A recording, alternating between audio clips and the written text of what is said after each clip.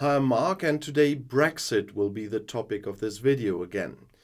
And we start with an alleged Brexit benefit, but spoiler alert, it isn't really one. The United Kingdom is about to join the Pacific Trade Pact CPTPP. The admission is to be officially sealed this week, as British media reported. From a political point of view, this is a really big win for Great Britain, but on the other hand, they also have to pay a price. That was said by trade expert Minako Morita-Jäger from the University of Sussex to the German press agency. The conservative newspaper Telegraph celebrated an important post-Brexit gain, but Morita-Jäger warned that membership would not stand up to comparison with the EU. The CPTPP, the Comprehensive and Progressive Agreement for Trans-Pacific Partnership, has so far included 11 countries bordering the Pacific, including Australia, New Zealand, Canada, Mexico, Japan, and Chile. According to the expert, the Pacific region is the engine of growth for the coming decades and a key political region. Britain will move from Europe to the Indo-Pacific. Morita-Jäger said that the accession offered hardly any economic advantages for Great Britain, since it already had trade agreements with almost all members while it was in the EU. The economic benefits seem very small. It's not the level that Britain lost because of the exit from the EU, especially as imports from the EU have fallen sharply. Rather, London would probably have to make concessions, as was the case with the free trade agreements with Australia and New Zealand, said the expert. These agreements were sharply criticized by British farmers because, for example, the import of lamb was made much easier. The Brexit supporters argue that thanks to the exit from the EU, Great Britain is a free trading nation that can conclude agreements independently as global Britain. But the hope for a free trade agreement with the USA is still a long way off. As a result, joining the CPTPP became a priority for the British government and another smokescreen. Bilateral trade with the EU has plummeted since Britain was no longer a member of the EU's internal market and the customs union. The reason for this is the, for Britain, new bureaucratic regulations and customs duties in some sectors.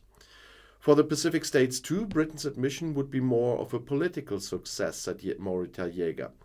They need more countries that share common values like democracy and rule-based trade, trade order and free trade, she said. The Asia-Pacific region should be retained as a free open market. China has also expressed an interest in joining the CPTPP. Democracy in China. Good joke, I say. And so the much vaunted accession to CPTPP is just another imaginary Brexit benefit and the newest smokescreen. But the negative consequences of Brexit are real and are still an issue at the moment. The European Parliament acknowledged the upcoming anniversary of the so-called Good Friday Agreement on Wednesday. This ended on April 10th in 1998, the decades-long armed conflict between the supporters of a unification of the two parts of Ireland and predominant supporters of the Union of Northern Ireland with Great Britain. The tensions in Ireland rose again after the United Kingdom left the EU, and I mean all of Ireland. Unfortunately, the Brexit referendum has presented the achievements of the Good Friday Agreement with new challenges, said von der Leyen. On the post-Brexit status of Northern Ireland, Brussels had all articles involved in the Northern Ireland Protocol in the Windsor framework now, and that brought some progress in the implementation. But still, it's a big problem for Brussels, London, and Ireland. Although Brussels and London settled their dispute over the special rules for the northern region of the island, the largest Protestant party, the DUP, rejects the compromise still. It cannot be ruled out that the violence will escalate again. On the Republican side, for example, there are still active armed splinter groups from the former paramilitary organization IRA. I talked about this yesterday. Again and again, there are politically motivated violence on the island. EU Parliament President Roberta Metsola stressed the importance of keeping the peace and listening to all sides with respect. European Council President Charles Michel said, "It still takes energy to secure hard-won gains and ensure a lasting peace." And Commission President Ursula von der Leyen also emphasized the importance of peace on the Irish island. 25 years ago, the leaders of Northern Ireland, Ireland and the UK made the impossible possible. For years, every attempt to bring about peace had failed. When a new proposal came up in Easter 1998, talks were once again on the brink of collapse. It looked as if violence might return to Northern Ireland. It took the vision and courage of exceptional politicians to cross the finish line. But that success hasn't just been achieved at the negotiating table in places like Hillsborough Castle. At the time, a small group of school children and their parents had gathered outside the castle. They were Catholic and Protestant families. And they carried balloons and signs with just two words: "Peace, please." That was exactly what was at stake in the negotiations, not just different identities, ideals and loyalties, but the future of children in Northern Ireland. The Good Friday Agreement, the Belfast Agreement, fulfilled the humble wish of these children. It brought 25 years of peace, 25 promising years. Today we celebrate courageous leaders like John Hume and David Trimble, who came from opposing camps and ended up sharing the Nobel Peace Prize. And we also celebrate all the peace-loving people of Ireland and Northern Ireland, the unnamed heroes of the Good Friday Agreement. The Good Friday Agreement not only ended 30 years of conflict, a new era of cooperation also began. It offered both communities on both islands the chance for a fresh start, as the first line of the agreement states. And that was it, a fresh start. In these 25 years, thanks in part to European support, Northern Ireland has made huge strides. Checkpoints disappeared, sports fields and schools emerged. A wall was recently torn down in West Belfast to make way for an EU-funded community centre. Of course, there are many other walls still standing, and not all wounds have healed.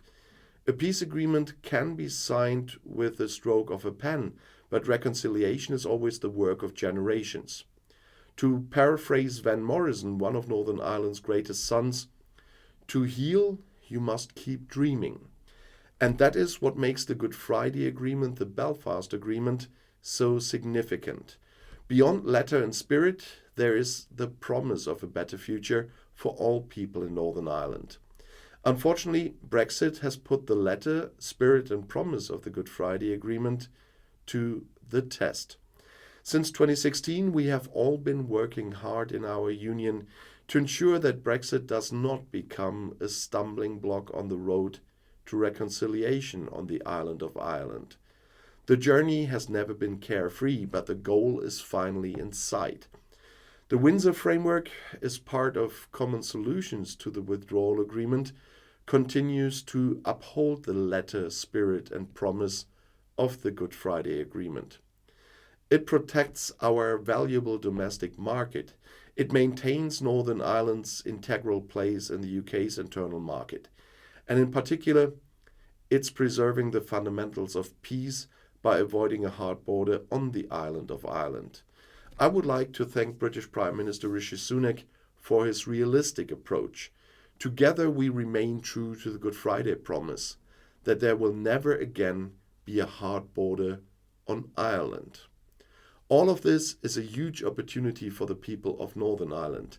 They get the same groceries in the supermarket and the same medicines in the pharmacies as in the rest of the UK. And they will continue to have unique access to our domestic market, the strongest engine of growth on the entire continent. This will benefit everyone in Northern Ireland. It doesn't matter whether they see themselves as Irish, British, Northern Irish, European, or a combination of these. So I can only hope that sanity will prevail again, just like back then 25 years ago. It is thanks to the Good Friday Agreement that a whole generation of young people in Northern Ireland was born and grew up in peacetime. A generation that will not accept a return to the problems of the past, who just wants a fulfilling life. They understand more than anyone that peace and prosperity were not realized once and for all, that Good Friday Agreement a quarter of century ago. Peace and prosperity must be fought for every day and in every generation. And so we have come together today not only to remember, but also to make a new promise, that whatever setbacks we shall notwithstanding, we will continue to work for reconciliation in Northern Ireland for the next 25 years and beyond. The UK may have left our union, but that doesn't change the fact that peace remains Europe's promise. And I gave you the whole speech because it says so much. And the chairman of the Foreign Affairs Committee of the European Parliament, David McAllister, also warned, and he is German with Scottish ancestors. The Troubles have claimed the lives of well over 3,000 people in Northern Ireland over the course of nearly 3 decades. They were one of the darkest chapters in recent European history. Negotiations for a lasting peace were tough. The seemingly unbridgeable cleavages have long run between the unionist and nationalist camps.